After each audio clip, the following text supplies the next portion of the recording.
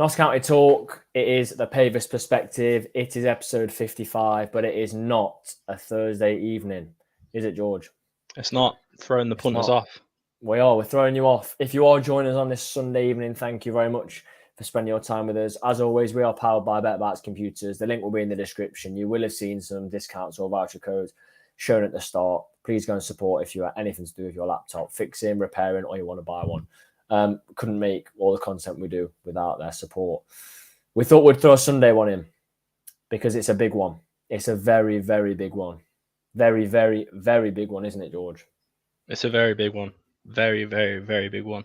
It is. Evening to Ellie, evening to Chris, Ben. Really good that you can join us, Ben. Evening to Andrew, evening to any Wrexham fans that might stumble across this. Evening, Gary, and anyone that's listening back on Spotify, as you might remember. We are now on Spotify. I asked you on the way back from the game, George, Yes. Are you nervous for Tuesday? I asked you on the way back from the Altrincham game. You said not at the minute. Has that changed? No, still not nervous. Probably change, as soon as you sit down in my seat, players are out, that's when I think the nerves will start flowing. But there's a lot of confidence for me in this team at the minute. They just seem to get it right, don't they? And I think yesterday is now, was the epitome of that. We didn't play very well, really. William said it in his post-match. He wasn't overly impressed with the performance. But we still got the result. We still scored 3 goals. And like I said in the videos after the game, we wouldn't have won that game last season, I don't think. So, yeah, a lot of trust in the team for me at the moment. So, yeah, I think that's why I'm not as nervous as it stands, but it will change for sure.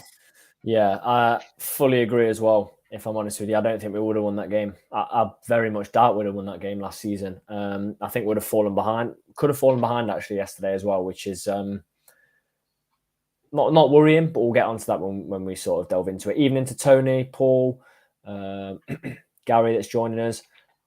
We've got Will. If you did watch our videos yesterday, watching live, crazy. Yeah, watching live. If you were watching our videos yesterday, we'll liken our performance to that of a reliable fridge freezer that doesn't do. No, an old fridge freezer. An old fridge freezer that doesn't really do much. On its way out. Yeah, if you want to go and check that out, it's a bit of a weird one, but is a bit of a strange guy. Not really well. We love you on the channel, and everyone else does. Let's have a quick look back at yesterday. We obviously record our videos after the game, and then we'll look ahead to Wrexham. We need to improve. Definitely need to improve. But I'd rather that have happened yesterday and still come out with a win. It's a weird one because we didn't play that well and we gave up quite a few chances. But to me, it was still very, very, very comfortable. Like I never really felt there was a 5-minute period after they scored where I was a bit nervous, and then it's just died down. I mean, I can't really remember too much going on after the third goal. It was almost like the life had been sucked out of the game. But we do have to improve, don't we? Yeah, we do. And, as frustrating as it was, and you sort of, as a fan, you look at the way your team's playing and you think in moments they can be better. From a purely Notts perspective, it just didn't look like we could string passes together in that first 40 minutes of the game, and we were really struggling. But Altrincham made it like that, and they really were organised well. I think we should probably give them more credit because they did. They made it difficult, and they made it look like we were playing bad. Obviously, we probably didn't play our best. There are definitely are moments in there that we need to improve. But then you sort of go to, I think there's a few in there that aren't normal starters. We've still got players to come back like Bajrami, Baldwin. Obviously, in the main for me will be starting on Tuesday night. So there are things that can change that I think keep the cogs turning, that have seen more regular football sort of together as well as a unit. Yeah, Dale says a sign of a good team not playing well and still winning. I completely agree with that, 100%. I also think Altrincham are the epitome of that sort of cliche saying of a false league position. They shouldn't be there. They definitely shouldn't be there. We've played so much worse this season than Altrincham. We've obviously played better teams, but they won't be down there for me. I don't think they'll be down there at the end of the season. I think they might be in and around there, but I would be very shocked if they went down. Very, very shocked. We've got to talk about it as well. We have to talk about Langstaff. We'll obviously be talking about him throughout. We've got to talk about him this game, and then we'll talk about him going into the Wrexham game. He's been mentioned on Sky Sports news every time he scores as the goals go in. It is becoming silly. It is becoming a bit silly. It is, isn't it? When Jeff Stelling is saying he's the non-league Erling Haaland, you've got a problem on your hands. I think gets the ears pricked up, doesn't it, from leagues above? But he just is amazing, isn't he? Like I remember him signing it. It was sort of out of the blue because he didn't have a manager at the time, and it was like they put a picture of his legs, didn't they, and said they replied to someone's tweet saying, "Oh, Yeah. we're signing a 30-goal a season striker." And then you sort of racking your brain, thinking, "Who's a 30-goal season striker?" And then he obviously gets announced, and you're thinking, "Oh, this is amazing." And then obviously Scott gets announced, like his partner in crime at Gateshead, and he's. I don't think any not striker has hit the ground running like this, like Langstaff has. It's ridiculous. He's on such good form. He's unfortunate not to get the hat trick, but I think Chickson does need to put something on it to ensure that it goes over the line. Because at the end of the day, it's great to see your striker get that hat trick, but you have to ensure that the goal goes in, because that, like you said, is the one that kills the game. But yeah, he's getting a lot of attention, isn't he? Like I said as well, he's the difference in that game. He really is. He's so clinical. He's just got that instinct, especially for the first goal. Like he's thinking, he's preempting the keeper spilling it. He spills it and he's got a tap in. Second goal, he's in the right position. Literally, if you look at the angles of the second goal, he's in exactly the right position. He puts the ball in exactly the right space to go between the players, and it's just like Will said as well. You can't teach that. That is just so instinctual, and it's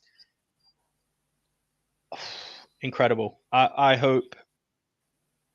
I don't even know what to say. I hope we have him for as long as we can, and he stays in this form for the entire season. Because if he does, we're in for a ride. We are. I can't remember his name. Someone will put me right. The guy that does comment. He does like co-commentary on BT Sport. I think he used to be a striker. Yeah, I can't remember his name. Yeah. Did you hear what he said? Yeah. About Chickson's goal. Yeah, I couldn't disagree more, to be honest. Why would you not leave it if your striker's on a hat trick? What a daft comment, because it might not go in. And there's a defender on the back post as well, so literally the defender could clear it. It's stupid. But I'm just glad that I'm glad Langstaff doesn't have sort of that. Obviously, he's probably a little bit disappointed, but he said, I don't know if you've seen the video from when he's being interviewed in the hospitality suite after, because he obviously gets man of the match. He was sort of saying he doesn't mind because it's Chickson. So he's obviously like Chickson's well regarded in the dressing room, and that essentially Chickson's been told to do that. Do you know what I mean? He's been told to pick up loose ones on the far post. And if he has any doubt that ball's not going in, he needs to attack it and get it in. That's what he's done. He's done his job. He's got a third goal. There's no qualms behind at all. And I'm sure there won't be anywhere else. Yeah. Ben says, was that Adam Vermin, me and Adam Virgo? No, it wasn't. I think it was what Charlie said. McLean. Adam Vermin. Aaron McLean. I don't think any of the top clubs in the division like Adam Virgo. I mean, I just don't think so. Yeah, it is Aaron McLean, with the worst take I've ever heard in football. Maybe I think he was a striker. Maybe it's because of that. We had this conversation, and we sort of said in January. Now, I'm not being doom and gloom here. I don't think he'll go. It would take a massive, massive offer for him to go because of the value of what he is to Notts at the minute. I can't quite remember actually what you said yesterday. If he were to go in January and he carried on like this, and let's say by January is 22, 23, 24 goals, how much do you think it would take him to get him out of Notts? And I'd like to know what people are thinking in the chat. How much would it take to get Langstaff out of Notts? What would his value be in January? Say if he's on 20, 23, 24, 25 goals, we're going to be in the same position. We're going to be fighting right at the top. So a Notts team at the top going into the new year, how much do you think he's worth? I think it's the impossible question. Like I said in Thursday's video, it's literally as much as someone's willing to pay. If I was to sit here and put a price on it, I'd just be saying a price. But you know, if you're looking at the Shimanga to Birmingham City, which was, you know, realistically a similar sort of Yeah. but obviously there's differences in there because he's just coming back from a real long-term injury, bad injury at that. So that brings the price down, in my opinion. For sure, for sure. But what was that? Wasn't it 400,000? I don't know, but I think it was 400,000, right?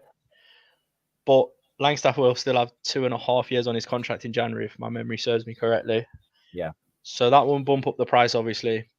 He's obviously banging form now, but I'm sure he still will be in January. So, I mean, how much? Like, you got to be looking.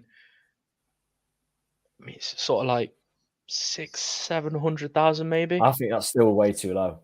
I think I think very close to £1 million, and that sounds ridiculous, but So he's his price has gone up 20 times in 6 months. Not even Yeah. 6 months. Yeah, I don't know. I would say so.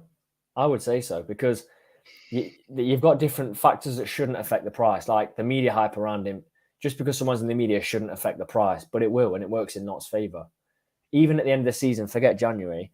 If you're in league, like he's not the kind of striker that can own, like his kind of goals only work in non-league, if you know what I mean.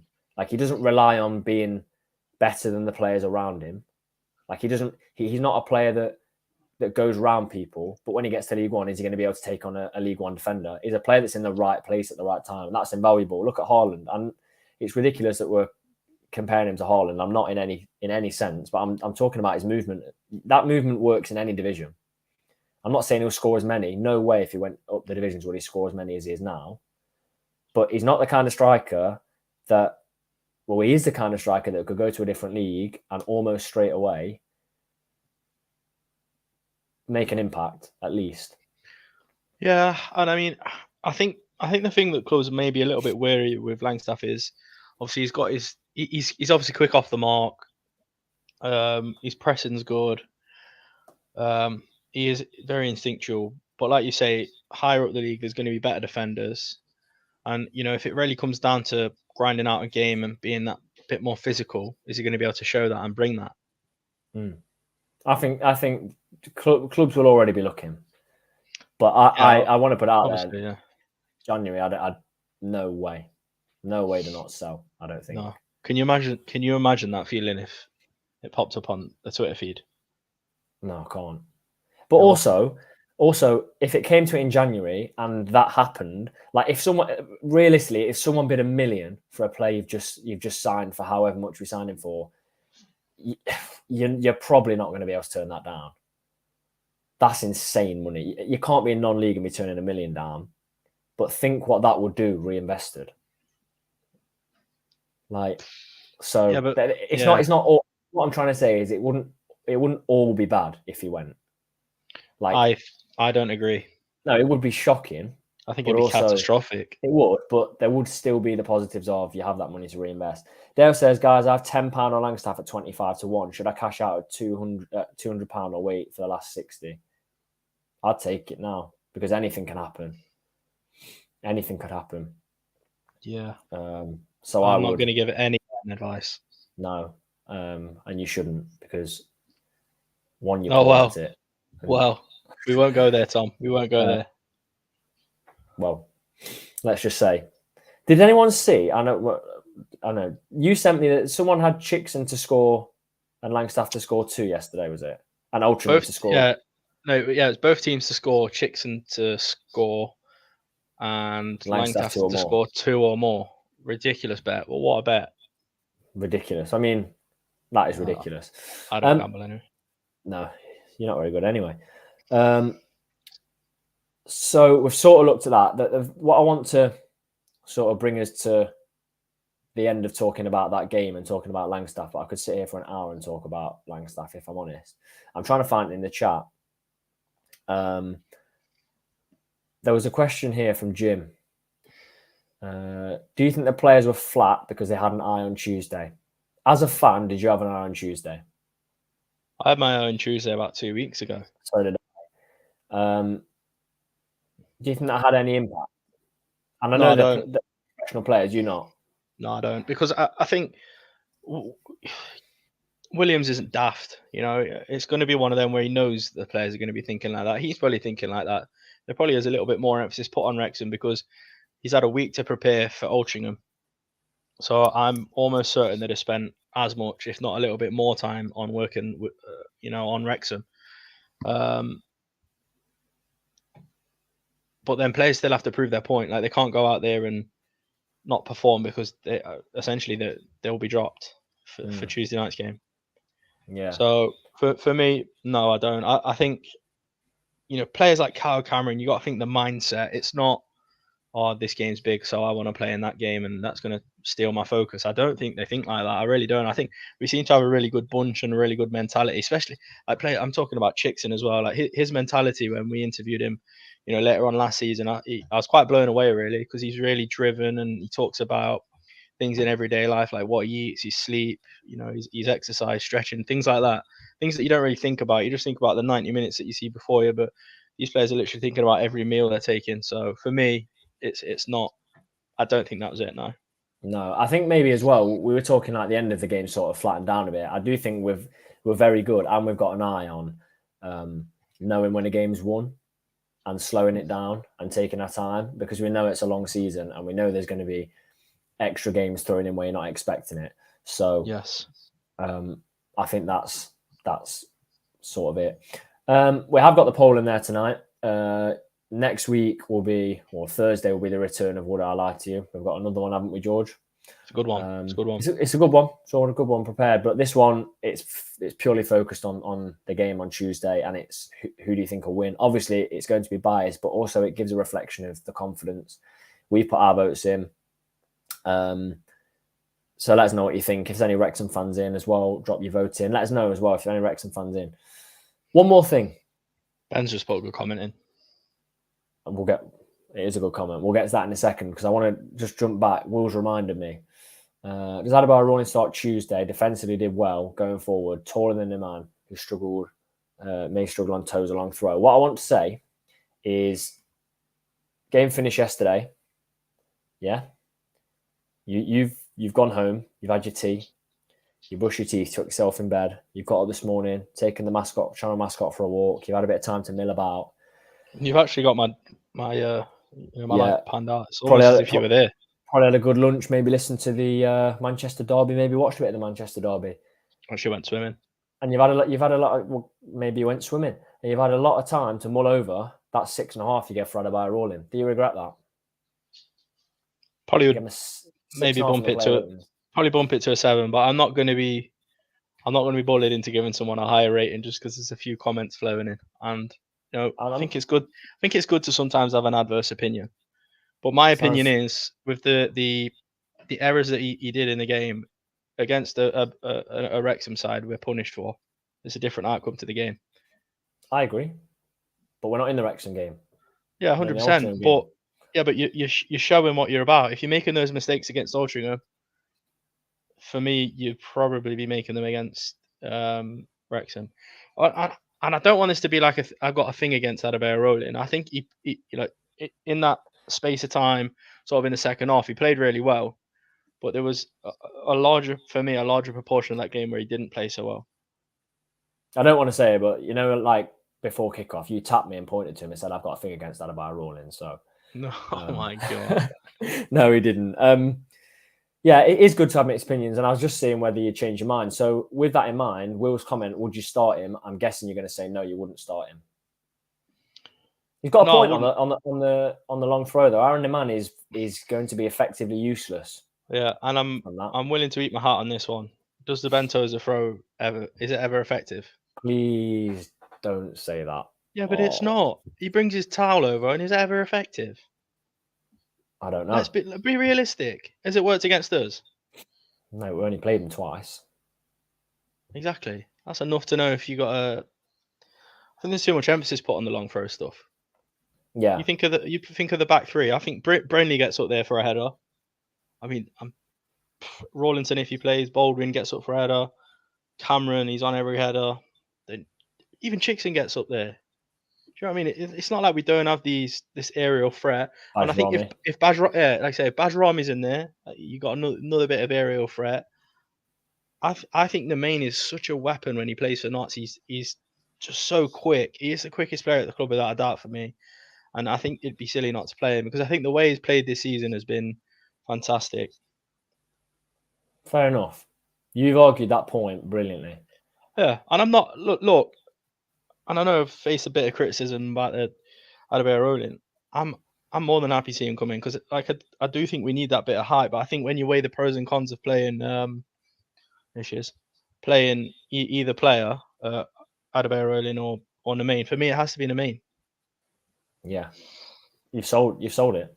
You've absolutely sold it. His link-up play is just so good, and I think that's what was a bit slow to sort of get going yesterday in that first half. The link-up play, and he had a good game. I'm not saying he had a bad game.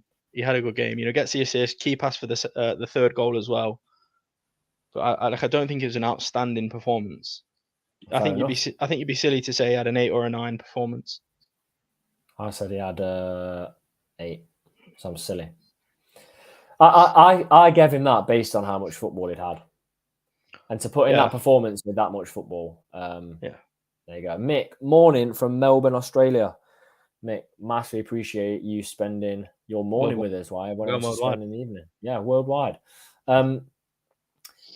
Yeah, any questions you've got, drop them in because it's going to be an interesting debate. I am thinking ahead of, usually we pick the team 10, well, let's say 90% of the time this season we've been together on the team. I think this could take us a good while to actually decide what team we're going to go for. Yeah, it's difficult, isn't it? It's really hard. Can I just say, Andrew's come with one of the best comments I've seen. Instead of would I lie to you, would I pie to you? I think you'll see that said on Twitter to promote the next Pavis perspective. That's good. That is good thinking. That is class, Andrew. If you see that on a tweet, just know that's yours. You've been credited with that. So nice little appearance from the mascot as well. I'm sure she'll be back. So she's asleep now already. 5:30 a.m. That is some commitment. Commitment. Right, let's look at it then. Tuesday. You're not nervous. I am nervous. I'm nervous about this. I thought you just said you weren't. No, I am nervous. I'm sat here now talking about it and I'm nervous. I am. Look, shaking. Absolutely shaking. Jesus Christ. If you listen on Spotify, I can barely contain Tom's shaking. If you listen on Spotify, Tom is shaking. Yeah, absolutely shaking. Right. I want to beat Wrexham. I want to hit top of the league. But I want to beat Wrexham because I don't really like Wrexham. That's one of the reasons I'm nervous. I just don't want them to beat us. I know why? I really, really would like to put one over on Wrexham. It's the same as Chesterfield. It's not as much as Chesterfield. I really can't stand it. You know, when we went 2 down to Chesterfield, I nearly launched you 6 rows down. Like, I really can't stand that. But I don't want to lose to Wrexham. I really don't. And this is a completely sort of, it's kind of still on topic, but it's a little bit off topic. I was thinking about this earlier on today, right? You know, with all the sort of Americanized Wrexham stuff and it's all on Disney Plus and stuff like that. I wonder, like, have we gained any, Cheswell? Have we gained any followers from the States? Because Wrexham have been bought by Ryan Reynolds. And do you know what I mean? You know, because it's been exposed sort of a bit more in America. Has there been any teams that have, like, gained some followers in the States? What, you think they've seen the Notts goals on that and they've said, I like that header. Yeah, like, it really could happen. Yeah, it properly could. But it's definitely brought a lot to the league, like commercial wise. Yeah, it has, and it's grown the interest in the league massively. But from a perspective of, do I really want to beat Wrexham? Just from a, like, not looking at the football at all. Do I want to get one over on that club? I really, really do. I really want to get one over because it would be a massive statement. It would be a huge statement, and I feel like when you're the bigger teams in the league, the rivalry just is there naturally. From when we played them last season at their place and got that draw with Kyle Wotton's header, from that game, you could tell there was something between us. And then the crazy game that happened at Meadow Lane just adds to it. It gives me a little bit of a reminder of what kind of built with Torquay after the playoffs. But this is going to bubble all season, and I really want to get one over on them. Really, really do. Saying that, they're a very good team on the pitch. Oh yeah. And they're going to bring a lot of fans. Yeah. 2,000 I've heard. I'm not as I don't dislike Wrexham, to be honest. I don't like them either. It's just they're an opponent. If there's a team that I think people should, I don't know, whatever, that I feel a certain way towards, I say Chesterfield because of some of their off the pitch stuff last season. But some of it. Yeah, that's what I mean. Just don't want to delve into it too much. But yeah, I really, I mean, I go into every game and say this, but it would be so sweet to beat Wrexham on Tuesday, wouldn't it? And I know people are saying the league isn't going to be won or lost on Tuesday, but there's a lot to be said about that sort of mental element to the game. Yeah. Callum says, don't start a brawl, Tom. Oldham did that enough at the weekend. I have seen the videos that. I don't know who started it. You can't really tell what fans are which, but that is absolutely mad. And I hope there's nothing of that on Tuesday night. Like, it's way over the top. Like, ridiculous. Doesn't need to happen. Inspiring. Do you think I've just calmed it all down? Yeah, I think you just solved world violence there, Tom. Sure, George. Right, let's go. We've won 4 of our last 5. They've won 4 of our last 5. Their last 5. The difference being they drew one of theirs. We obviously lost to Dorking. They're first in the league. Very, very late penalty. Paul Mullin put them 2 points clear of us. We're second. 26 points for them, 24 for us. They've scored 31. Obviously, they've absolutely hammered Torquay, which helps. We've scored 27, so there's a lot of goals there. But 9 conceded for them is pretty low. I know we've only conceded 11, but I could see this game has 2 of the best goal scorers in the whole division. Who? Don't want. Let's not mess about. Let's not mess about. We've got Langstaff, 2 of the best goal scorers in this division with Langstaff and Scott, and I could see a 0-0. And I've already put my score prediction out there early on. I can see a 0-0. No. I can see a 0-0. Not a chance. We always score at home. No, you say no chance at all for a 0-0. There's obviously a chance of it, but I just don't see a 0-0 happening. There'd be way too much going off in that game for it to be 0-0. Do you see an open game or a very cage game? Oh, good question. It's difficult. It really depends how we line up for me. I think for me personally, if we've got Bajrami in there, he really shorts up the midfield for me. So I think we could see some really nice football from Notts and some really good chances for us. So I'd like to say not open, but there's a decent amount of chances for both sides. We've seen almost every single team come to Meadow Lane and be defensive this season, haven't we? Yeah. Almost every team. And that the Chesterfield one where it went 2-0 down, I would go as far to say they were counter-attacking in the Chesterfield game. I know the first half wasn't very good, but we actually started on the front foot for the first 5 minutes and they hit us twice. I don't see Wrexham coming in and even playing on the counter. I think Wrexham want to come and assert themselves over any team they play. Do you agree? Yeah. And I think they're going to struggle, to be honest. Who? Us or them? Wrexham. In what way? I just think they're going to struggle to break us down, given the... Really? Yeah. I disagree with that. Altrincham could have had 3 or 4 yesterday. They countered though, didn't they? You set up differently to play Wrexham. Have we seen... To be honest, we haven't seen a Luke Williams side have to withstand mass amounts of pressure, have we? Even the Chesterfield game wasn't mass amounts of pressure. We don't know how we're going to deal with that. Because I say it every week, Wrexham seem to get late goals. But they get late goals because they wear their opponents down every week, non-stop. And even at the end of the game, they're going for it. I know that they're leaving it very late to get their wins, but they're wearing opponents down.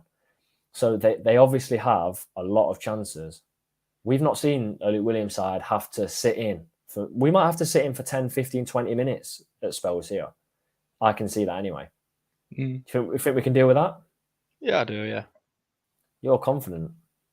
I am, yeah, because I think the defence have been really good this season. Give or take the Dorking result, but the way That the was game weird. goes, it's a bit of an anomaly, I think. Yeah, I think the defense have been really good this season, and even the goals have conceded, they've been a bit. I just think they've been a bit odd. Like the goal at York was the only shot on target for York, and it was just a bit one of them where it's whizzing around the box. Just someone got on the end of it, and unfortunately, it was a York player. But yeah, I think defensively we're quite sound. Like Brindley, I know I said it after the game. This season he's been really impressive. I think defensively Yeah. he's been sound. Yeah, he has. But this is without a doubt the best strikers we'll come up against as well. I don't know whether I would have, even if fit Baldwin's come in. I don't think I would. I think I'd really would worry. I don't know how long's he been out for. It's at least 4 games, at least. Yeah. Can you slot him straight back in against Wrexham? Not for me. I don't know what you think. It's difficult, isn't it? I think it's a big ask of someone that's been out for a while. It is. Against But what about Bajrami though? Bajrami's not been out as long. Bajrami's still been out, but not as long. But centre-back is such a crucial position. We play through the centre-backs. We're going to have to defend this game. It's just not, for me, the right time to bring him back in. I think if there was any inkling he was going to be able to play on Tuesday, they would have tried everything to get him Saturday and get him in the squad. Same with Bajrami, possibly. But Ben says Baldwin wouldn't be sharp enough, way too risky. So, yeah, I tend to agree. And also, Rawlinson's been good, hasn't he? I've really impressed with Rawlinson. There was a point earlier in the season where I just thought he's not going to even get a sniff back in the team, and all of a sudden there's an injury, and I'd almost forgotten about him. Not in a bad way, but like I couldn't really see where he would fit back in. But he's come in, he's been really, really good. Really good. Great bloke. Paul Mullin, it mustn't be forgotten, is on 9 league goals, I believe. 9. They've got a goal scorer there. Now, Langstaff is obviously running away with it, the league 6 ahead of him, but they have a very good goal scorer there. Very, very good. Does he worry you at all? Or are you just supremely confident? I'm not supremely confident. I just have faith in the ability of the Notts County defenders at the moment. I love that. I love it too. Really, my heart's so full at the moment. Is it? Yeah. It's magic. Absolutely magic. The comment right at the top, right at the start of the video, I think it's from Andrew, the man that came up with the famous Would I pie to you? Soon to be very famous Would I pie to you, says it's not a season defining game.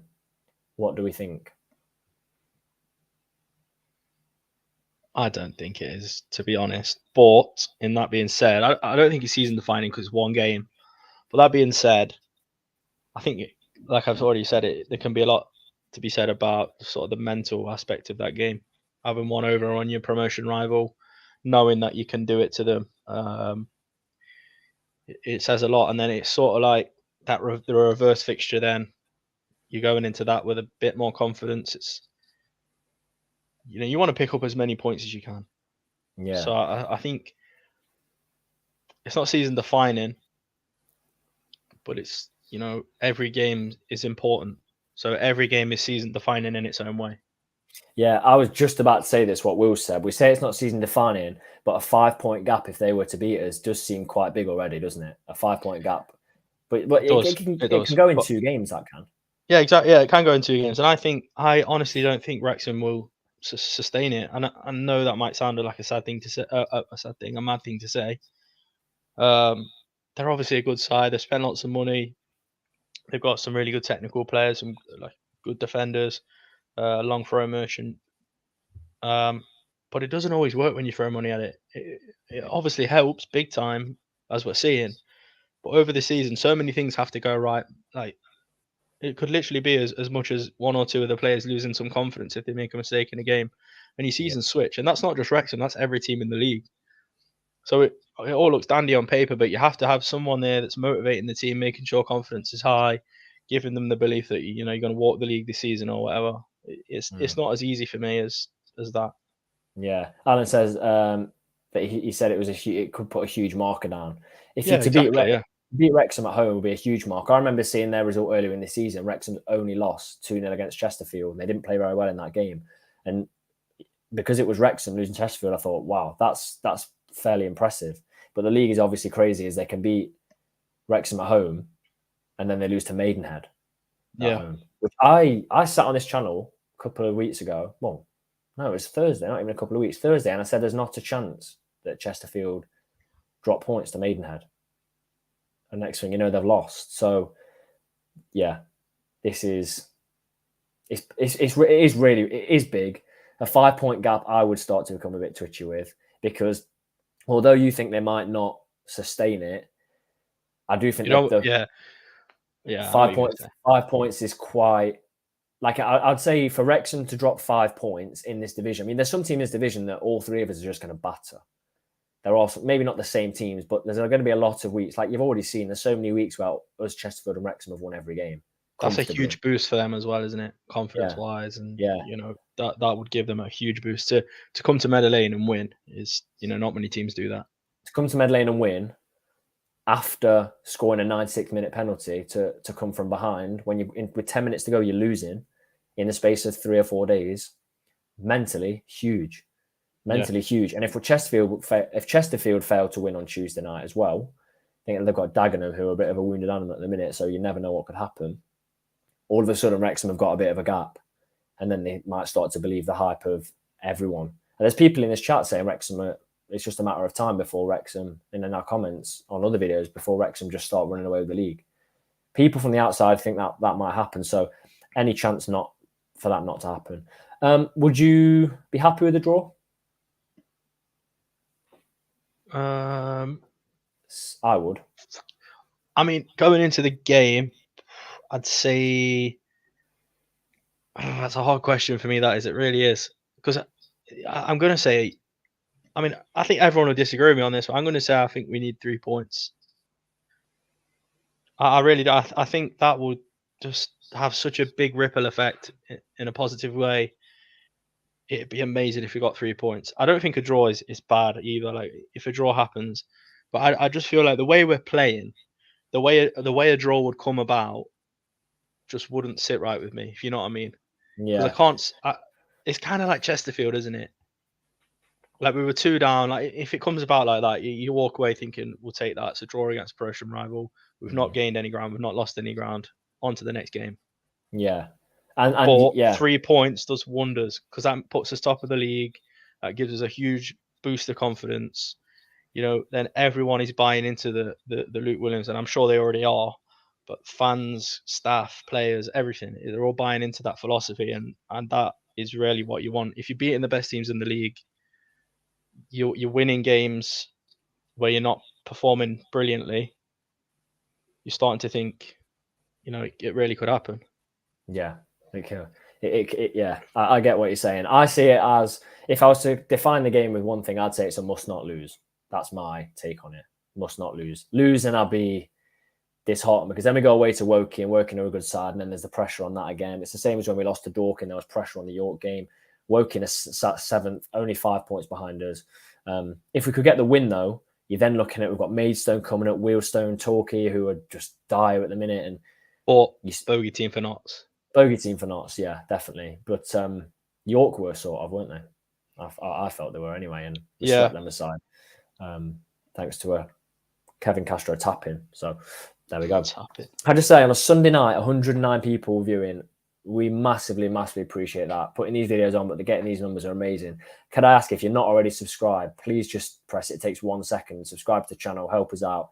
We've got some big, big videos coming up over the next few weeks, and especially for Tuesday night against Wrexham. Andrew, if we have to settle for 1 point, so be it, but we need to be straight into them and make them know they're not going to get all their own way. Yeah, I 100% agree with that. Langstaff 100% will be revved up to go back ahead of Haaland. I think Langstaff will be revved up. We're doing this, whatever the equivalent of this is, a Wrexham podcast. They're going to be sat there talking about, are they worried about Langstaff? And you cannot say no. Like, I won't say worried about Mullin, but I'm very conscious of Paul Mullin. I'm as worried about Mullin as I am any other striker, because I have these things. If you play a striker that hasn't scored in 5 games, I feel like they're going to score. If you play a striker that's just scored, I feel like they're going to score. I'm daft like that. So I think our defence can deal with Mullin, though. you reckon? Yeah. It's the same defence that he scored past last season if Baldwin doesn't play. Well, that was a bit of a slow Camara, to be fair, but still. Yeah. I'm gonna drink whatever you're drinking because you're a lot less nervy than me. Team selection, because this is crucial. Difficult on this. It's really hard. It is really, it's the most difficult of the season. I'll start this time. On then. Slocum in goal, obviously. Chickson, left wing back. The guy could play a full 90 minutes every day of the week and still be all right. One thing I will bring up on that is Luke Williams said he's seen a bit of fatigue in the fullbacks. That's why Nemain was. Yeah, but not for this one, because you who would you bring in then at left wing back? Yeah, Taylor, exactly, and I'm not saying I wouldn't have him in, but it's a concern. Yeah, so I would have Chickson in for this, possibly rest him against Woking. Although there is an FA Cup. There is an FA Cup one game coming up, which we can make wholesale changes. I'd like to get through in the FA Cup, but the league's so important. So I go Slocum in goal, Chickson left wing back, and then I go on that left hand side, Kyle Cameron.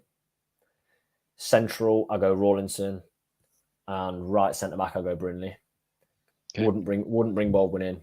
Can't be done for me. Massive risk. Yeah. I rate him. I really do rate him, but not for this one. And then I go Aaron Neman at right wing back. What do you make of that? I agree with you. Good. Smart. I think also he wouldn't play Adebayo in after he's not played much all season and then played the game on Saturday. He wouldn't play him again. Then I think that was the easiest part. Then it becomes difficult. There's passion in this game, isn't there? There's going to be loads of passion, both sets of fans. I know I said it could be 0-0, but I could also see it being a very open game, end to end. We've seen that with the Chesterfield game. Do you remember late on in that one? Yeah. I think, didn't Calvin Miller hit the post as well in that game because it was so end to end and open. So I could see it being end to end. And for that reason, I think we need legs in there.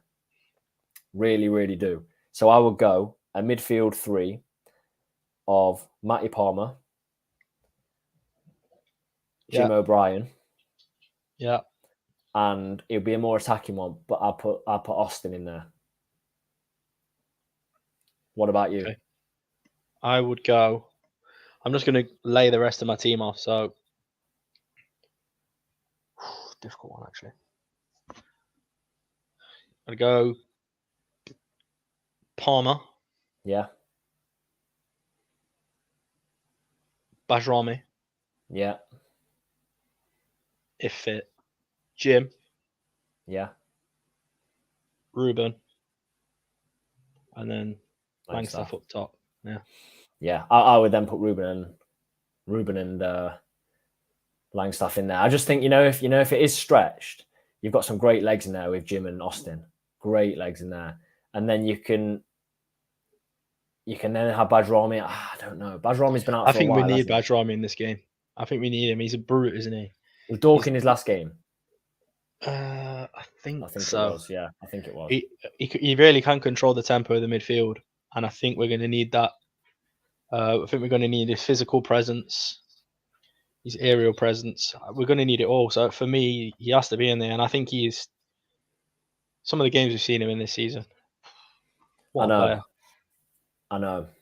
I just hope if he's fully fit, probably put him in over Austin. But I just really, really like Austin's energy. And you know what? Actually, Austin as an option off the bench is bang on. It's so good to have him coming off the bench. So, and then I'd have Ruben and Langstaff. Will says he wouldn't drop Scott. I get if we keep Scott on, it could push them back even further. So I get that. But I think it's won and lost. Like we've seen we can score a lot of goals when Langstaff's up there. I'm really, really torn because Ruben we could afford to play Scott because Ruben drops so deep and really gets involved, doesn't he? So I'm also torn with that. But I'm going to stick with what I've gone for. I am. Okay. I'm going to stick with that. The bench wise, we've got a fairly strong bench. I'd like to see Bajrami play at some point. I'd like to see Scott introduced.